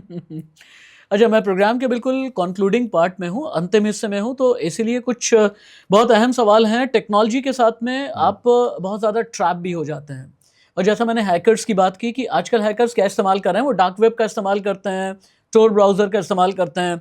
आपने बताया ना कि एक बार ये कह करके भाई सीबीआई के अकाउंट में पैसे जाने हैं, फिर ईडी के अकाउंट में पैसे, इधर पैसे निकले नहीं, न जाने कितने अकाउंट से होते हाँ, हुए हाँ। वो साफ हो जाते हैं, बिटकॉइन में चले जाते हैं वो बिटकॉइन में चले जाते हैं, उसके बाद उसको ट्रैक करना बड़ा मुश्किल होता मुश्किल है। रहता है। हाँ। ये हैकर्स को, इस इलीगल हैकर्स को पकड़ने वाला भी कोई केस किया है आपने? इसमें तो जो है ना, देखो हमारे पास डायरेक्टिव एजेंसी ऐसे केसेस नहीं आते, अच्छा। क्योंकि क्या है कि इसमें इतने चेन ऑफ पीपल इन्वॉल्व होते हैं हाँ। अब कि आपको जो है ना एक्चुअल पर्सन तक पहुंचना बड़ा मुश्किल होता है। लेकिन फिर भी अभी हमने एक केस किया, ठीक है, एक बहुत बड़ी कंपनी के लिए। उसमें क्या है कि कंपनी के जो मैनेजिंग डायरेक्टर हैं, ठीक है, बहुत बड़ी कंपनी है, मतलब लाइक इंडिया में हर कोई जानता है, आप भी जानते होंगे उस कंपनी को, सभी जानते हैं। अब उनके अकाउंटेंट को मैसेज आता है, ठीक है, पहले दिन उनके एमडी से कि भाई मैंने अपना नंबर चेंज कर लिया है, एमडी की फोटोग्राफ लगी हुई है वहाँ पे, ठीक है, मैंने अपना नंबर चेंज कर लिया है और ये मेरा नंबर आप स्टोर करके रख लो अपने पास, ठीक है, अभी मेरा नया नंबर है, ठीक है। वो अपने एमडी के नाम से उसको नंबर को स्टोर करके रख लेता है। अगले दिन जो नया नंबर उसने स्टोर करके रखा होता है, ठीक है, उससे जो है ना मैसेज आता है कि बताओ भाई अकाउंटेंट का अभी अकाउंट की क्या पोजीशन है, ठीक है। वो कहता है जी मैं तो ट्रैवल कर रहा हूँ, मैं भी रास्ते में हूँ, अभी ऑफिस पहुँच के बताता हूँ कि जल्दी पहुँचो, तुम अभी तक ऑफिस नहीं पहुँचे, ठीक है। तो कहते हैं सर मैं बस पहुँचने वाला हूँ, पहुँच के आता हूँ। तो कहते हैं बताओ क्या पोजीशन है अकाउंट्स की, ठीक है। तो कहता है जी मेरे इस अकाउंट में इतने इतने पैसे पड़े हुए हैं अभी फिलहाल। कहता है अच्छा ठीक है, रुको मैं अभी तुम्हारे को इंस्ट्रक्शन दूंगा कुछ, ठीक है, 5 मिनट में, मैं अभी मीटिंग में चल रहा हूँ, मेरी पार्लियामेंट हाउस में मीटिंग चल रही है अभी, ठीक है। फिर उसके पास जो है वो आता है, दोबारा से मैसेज आता है 10 मिनट बाद, एक काम करो ये अर्जेंट पेमेंट करनी है, मैं आपसे बाद में बात करूंगा, ठीक है, अभी फ़िलहाल के लिए आप जो है इस अकाउंट से और इन 3 अकाउंट्स में इतनी इतनी पेमेंट करनी है, वो कर दो, बहुत अर्जेंट है, ठीक है, और मैं जब मीटिंग से फ्री होंगे तब मैं आपसे बात करूंगा। अकाउंटेंट ने एमडी का मैसेज समझ के तीनों अकाउंट से फंड ट्रांसफ़र कर दिए, ठीक है, और वो फंड ट्रांसफ़र का अमाउंट 3 करोड़ रुपए, ठीक है। अब 3 करोड़ रुपए ट्रांसफ़र करके अब उसने ट्रांसफ़र तो कर दिए, अब उसको जो है एमडी से कांटेक्ट नहीं हो पा रहा था। फिलहाल वो उसने अपनी गुड सेल्फ यूज़ करते हुए वो चला गया भाई सीनियर्स के पास कि ये जो है ऐसे ऐसे एमडी का मैसेज आया है और मैंने जो है ऐसे पैसे ट्रांसफ़र कर दिए, ठीक है, एमडी के मैसेज के ऊपर। तो उन्होंने कहा, उसके सीनियर से पूछा कि एमडी का मैसेज आया है, तो कहते हैं कि क्या किस नंबर से आया, उन्होंने नंबर देखा कि तो ये एमडी ने नंबर कोई चेंज ही नहीं किया, ठीक है। तो वो पैसे ट्रांसफर कर चुका है। एक बैंक ने अभी तक पैसे ट्रांसफर नहीं किया, तो वो तो बच गए पैसे, कुछ 87-1 लाख रुपए बच गए थे, 87 लाख के आसपास। बाकी सारे पैसे ट्रांसफर कर चुके थे। फिर हमने जो है उसमें, अच्छा उसमें क्या था केस में कि हमारे को ना एक बात ये अच्छी होगी, ऐसा ही सिमिलर केस, ये केस हमने एक सिटी में, पर्टिकुलर सिटी में इन्वेस्टिगेट कर रहे थे। हमने एक चीज़ ऑब्जर्व करी, हैदराबाद पुलिस जो है, मैंने न्यूज़ में पढ़ा कि सिमिलर मेथड से, सिमिलर मॉडल ऑपरेंडी से एक केस हुआ है, ठीक है, कि ये केस भी जो है ना सिमिलर तरीके से हुआ है और एक हैदराबाद बेस्ड कंपनी के ऊपर हुआ है। हमने क्या किया, हमने इस केस का डिटेल वो छाटनी शुरू करी। फिर हमने देखा वो केस कहाँ पे रजिस्टर हुआ है। हमने देखा हैदराबाद के साइबर क्राइम में, साइबराबाद के थाने में वो केस रजिस्टर हुआ है। हमने साइबराबाद के थाने की पुलिस से कांटेक्ट किया। साइबराबाद के थाने की पुलिस बाई चांस हम दिल्ली आई हुई थी, ठीक है, और वो उन्हीं कल्प्रिट्स को ढूंढने दिल्ली आई हुई थी, ठीक है। वो उस केस के ऊपर ऑलरेडी बड़ी सारी इन्वेस्टिगेशन कर चुके थे। तो हमने दिल्ली में उनकी टीम को पकड़ लिया, ठीक है। अब पकड़ के उनके साथ हमने कहा कि भाई ऐसे ऐसे ये केस हुआ है, हमारी टीम में सीनियर पुलिस ऑफिसर रहते ही हैं, तो हमारी इमेज रिपोर्टर डेवलप हो जाती है। हमने कहा भाई इस सिटी में भी ये केस रजिस्टर है। अच्छा, बात दोनों में क्या सिमिलर थी कि जो कंपनी हैदराबाद में जिसके साथ फ्रॉड हुआ और जिस कंपनी के साथ उसमें फ्रॉड हुआ, ठीक है, वो दोनों कंपनी जो थी आरओसी, एक लेट्स नेम इट लखनऊ, ठीक है, आरओसी लखनऊ में रजिस्टर्ड थी। अच्छा, दोनों कंपनीज, अच्छा, ठीक है। वो लेकिन ये हैदराबाद बेस्ड कंपनी है, इस कंपनी के ऑपरेशन सारे दिल्ली में, लेकिन रजिस्टर्ड दोनों वहां पर है, लखनऊ में एक साथ, ठीक है। तो हमारे को ये पता चल गया कि भाई ये जो डेटा है ना, ये लीक तो आरओसी से हो रहा है, ठीक है। अच्छा, फिर दोनों में बिल्कुल एग्जैक्ट मॉडल ऑपरेंडी। उसका जो अकाउंटेंट था उसको भी सेम पहले दिन मैसेज आया कि तुम मेरा ये नंबर सेव कर लो, ठीक है, और उसमें भी एमडी की फोटो लगी हुई थी। अगले दिन कहाँ पर हो, ठीक, कहता जी मैं ऑफिस में हूँ। कहता है कि अच्छा अकाउंट की पोजीशन बताओ, वो अपने अकाउंट की पोजीशन बता रहा है। ऐसे करके वो भी फ्रॉड हुआ था एग्जैक्ट सेम तरीके से, ठीक है। फिर Okay. उस केस में हमने पुलिस के साथ मिलके हाँ। काफी डिटेल्ड इन्वेस्टिगेशंस करी और फिर हमने 2 लोगों को पकड़ा कानपुर से, अच्छा। हाँ, जिन्होंने एटीएम से वो पैसे विड्रॉ किए थे। ओके। बट आगे का पैसा वही चर्निंग आउट के थ्रू इतने सारे अकाउंट्स में डिवाइड हो जाता है, इतनी सारी जगहों पे चला जाता है कि इट बिकम्स वेरी चुटकियों में एक सेकंड में एक मैं आखिरी सवाल आपसे करना 100-200 अकाउंट में। इक्विटी फ्रॉड बड़ा चल गया आजकल। हाँ, इक्विटी फ्रॉड। हाँ, यानी इक्विटी फ्रॉड यानी आपको कहा जाएगा कि शेयर्स में पैसे आप लगाएं हाँ। और आपके पैसे डबल हो जाएंगे। आजकल तो पता है क्या, अभी मेरे पास एक कॉल आया, अभी एक हफ्ते के अंदर 3 केसेस आ चुके। एक पर्सन वृंदावन का है, बेचारा 80 ईयर ओल्ड पर्सन है, उसको ऑनलाइन उसने देख लिया कि भाई हम इक्विटी में इन्वेस्टमेंट कराते हैं, हम आपको एक्सपर्ट एडवाइस देंगे, ये करेंगे वो करेंगे। उसको जो है इक्विटी में इन्वेस्टमेंट कराते रहे, एक ऐप उसके मोबाइल पे लोड करा दी और कहते हैं जी आप उसमें अपनी इन्वेस्टमेंट्स देख सकते हो कि कहाँ पर पहुंची, और उसमें जूम करके उसको प्रॉफिट्स दिखा रहा है, और प्रॉफिट्स दिखा के फिर और इन्वेस्ट कर दो और इन्वेस्ट कर दो और इन्वेस्ट कर दो करके उसके। आप इतनी अवेयरनेस की चीज बता रहे हैं सर, इसे थोड़ा सा और इलाबोरेट करके बताइए। और व्यूवर्स आप ये सुनिएगा, क्योंकि बहुत बार इस तरह के झांसे में आप आते हैं और बहुत बार तो ऐसा होता है कि जो सेलिब्रिटी यूट्यूबर्स होते हैं या मार्केट एक्सपर्ट होते हैं, उनकी फोटो लगा करके आपसे ये कह दिया जाता है कि भाई इनका एक्सपर्ट ओपिनियन है, ये रहा ऐप, और उसके जरिए आप पैसे कमा सकते हैं।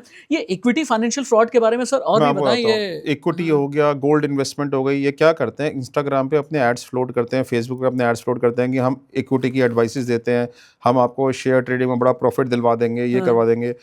फिर आपसे ये बातें करना शुरू करते हैं, आपको एक टेलीग्राम का ग्रुप क्रिएट करते हैं, उस टेलीग्राम के ग्रुप पे आपको पार्टिसिपेट कराते हैं। टेलीग्राम के ग्रुप पे क्या होगा कि बाकी सारे लोग जो ना 70-80 लोग 100 लोग होंगे, उसमें से एक आदमी कह रहा होगा अरे सर आपकी एडवाइस के बेस पे तो मुझे कल इतना प्रॉफिट हो गया। दूसरा आदमी कह रहा होगा हाँ सर मुझे भी बड़ा प्रॉफिट हुआ। सर वो वाली जो एडवाइस थी ना, आपने जो वो वाली शेयर खरीदने के लिए बोली थी, वो तो बड़ी अच्छी एडवाइस थी।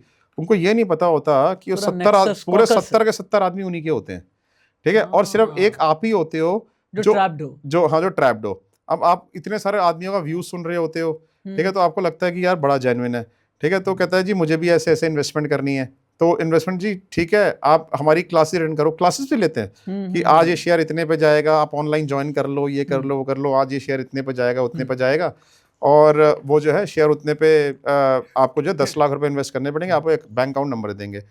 आदमी इसी टाइम पे अलर्ट हो जाना चाहिए। वो बैंक अकाउंट नंबर जो ना आपको बोलेंगे जी हम इस फला कंपनी से बोल रहे हैं, ये जो कंपनी है ये यूके बेस्ड कंपनी है, अमेरिका बेस्ड कंपनी है, इतनी बड़े बड़े इक्विटी एडवाइसेस देती है, इतना फंड डील करती है, लेकिन आपसे जो पैसा लेंगे वो लेंगे इंडिया के एक करंट अकाउंट में जो एक छोटा सा बैंक अकाउंट में होगा, ठीक है। लोग ये सोचते भी नहीं है कि करंट अकाउंट में जिसमें पैसा जमा कर रहे हैं कि किस करंट अकाउंट में कर रहे हैं, किसके इंडिविजुअल के पैसे अकाउंट में पैसे जमा कर रहे हैं। 10 लाख रुपए इधर जमा कराएंगे, उधर बोलेंगे कि आपने फोन पे एक ऐप डाउनलोड कर लो, इसमें आपको आपके प्रॉफिट सारे दिखते रहेंगे।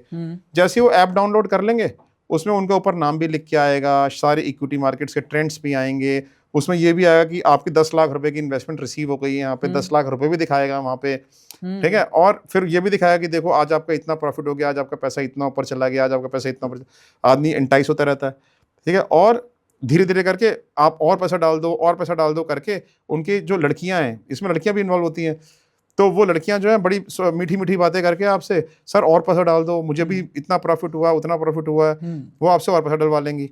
और आजकल तो लड़कियों ने प्रोफेशन वाले यंग लड़कों को फंसा लेती हैं प्यार के जाल में और कहती है मैंने इस सिक्योरिटी में इन्वेस्टमेंट करी, तुम भी इस सिक्योरिटी में इन्वेस्टमेंट करो। ये भी केसेस आ गए हमारे पास। भैया ऐसा है, प्यार के जाल में अब इक्विटी भी है, प्यार के जाल में सोना चांदी भी है, ETF भी है, आपका इन्वेस्टमेंट भी है, और इसीलिए इस जाल में फंसिएगा नहीं। बड़ा आपने बहुत अवेयर करने वाली बातें बताई हैं सर।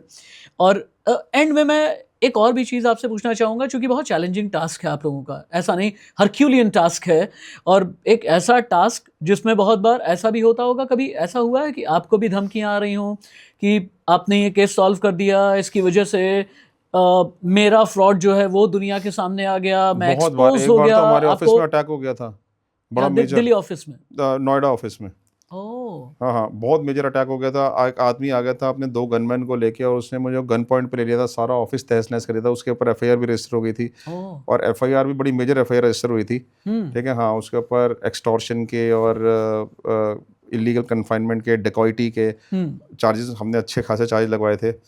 सो उसका एविडेंसेस जो है हमने इकट्ठे कर लिए थे, and then based on those evidences वो उसको हमारे ऑफिस से मिले भी नहीं, देन और it was a very serious matter, तो उसमें then you know we could save ourselves. तो ऐसे थ्रेटनिंग अटेम्प्ट्स कभी कभी हो जाते हैं, ऑल्दो आप कैलकुलेटेड रिस्क लेते हो, आप ये सोच के रिस्क लेते हो कि भाई आप इतना रिस्क लेते हो कि आपको कहीं से भी कोई आज आप तक आ ना पाए, ठीक है। लेकिन फिर भी कुछ केसेस में कभी कभी ऐसा हो जाता है जो आपने कैलकुलेट भी नहीं किया होता और वहाँ से रिस्क हो जाता है। एक बार हम फंस गए थे एक जगह पर जहाँ पर वो बिल्कुल हम एक केस हैंडल करने गए थे, वहाँ पर थाने के अंदर ही 70-80 लोग इकट्ठे हो गए हमें मारने, थाने के अंदर। फिर पुलिस ने हमें बचा के निकाला वहाँ से किसी तरीके से। तो ऐसे इवेंट्स हो जाते हैं कभी कभी।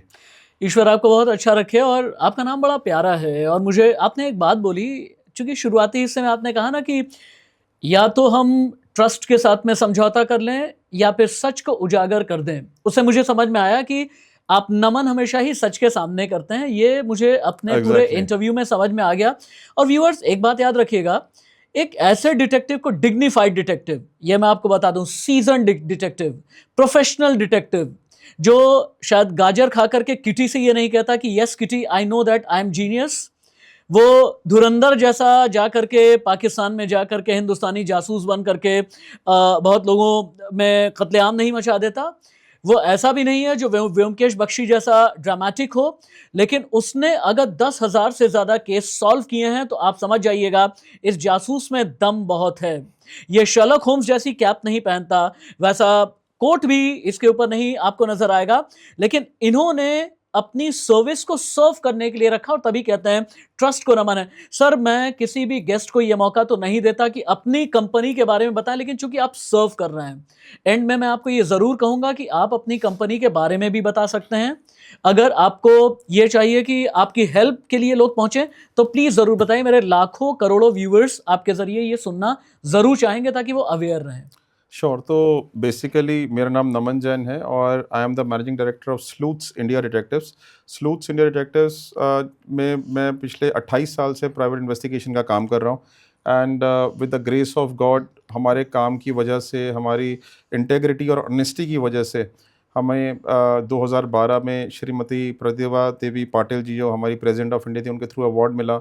मुझे 2014 में MOS ministry of home affairs के थ्रू अवार्ड मिला, और 2025 में अभी मुझे बेस्ट डिटेक्टिव ऑफ इंडिया 2025 के अवार्ड से नवाजा गया। तो आई एम हाईली ग्रेटफुल। तो मैं आपको सिर्फ यही सजेस्ट करना चाहूँगा कि अगर कभी भी आपको किसी भी ऐसी हेल्प की ज़रूरत पड़े जहाँ पर आपको लगता है कि आप अपनी हेल्प खुद नहीं कर पा रहे हैं और कोई भी आपकी हेल्प नहीं कर पा रहा है, तो उसमें आप हमें ज़रूर कॉन्टेक्ट करें। Maybe will be able to help you out. Thank you so much Naman ji. और नमन जी ने अपनी बातों के जरिए ये इशारा भी कर दिया है कि पिछली सरकार ने भी अवार्ड दिया था, इस सरकार ने भी दिया है। इसका मतलब ये कि हम सरकारों के सामने दबा नहीं करते हैं, सच के सामने कभी दबा नहीं करते। On a very lighter note, ये एपिसोड आपको अवेयर करने के लिए था, आपको सावधान करने के लिए था, और उम्मीद यह है कि आपको इसके जरिए नॉलेज जरूर हासिल हुई होगी कि अपनी जिंदगी को आप धोखे से कैसे बचाएं। याद रखिएगा, धोखा एक ऐसा शब्द, एक ऐसा एक्सपीरियंस है जो जिंदगी भर हमें और आपको सालता रहता है। इस उम्मीद के साथ कि आपका आने वाला कल आज से कहीं ज्यादा बेहतर होगा, मुझे इजाजत दीजिए। नमस्ते।